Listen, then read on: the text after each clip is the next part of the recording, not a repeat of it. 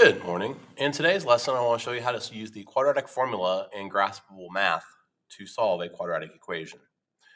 So to begin with, we're going to go to Insert, and we're going to go to a math expression. And we're going to type in the quadratic equation. In my case, it's going to be 4x squared minus 8x minus 5 equals 0. And then I'll select on Done.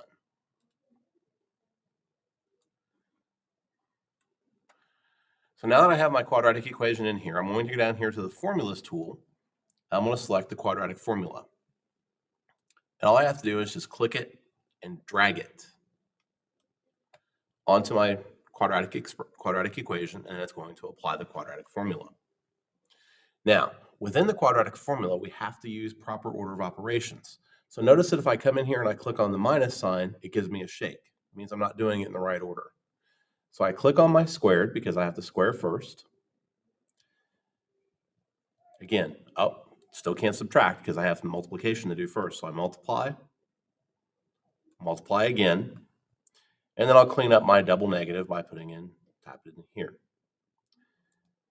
So I notice I work all the way down the radical first. Now I get to the square root of 144, so I tap 144 and it becomes 12 because 12 is the square root of 144. Now I'll go ahead and multiply my denominators together to get 8. Now from here, we need to finish this problem up. So what we're going to do is we're going to double tap on the plus minus sign. As I scroll down through my screen, notice that it changes this into two equations. 8 plus 12 divided by 8, or 8 minus 12 divided by 8. So again, if I tap on my division symbol, you notice it's not letting me divide because I have to simplify the numerator first. So I tap on the plus sign, add the 8 plus 12 to get 20, and then I can reduce it down to my 5/2 by clicking my division sign. Here on the other side, 8 minus 12 is negative 4/8, negative 1/2. And notice they put it at the bottom, so I'm just going to click and drag that minus sign to the front, and it pulls it out to the front and makes it negative 1/2.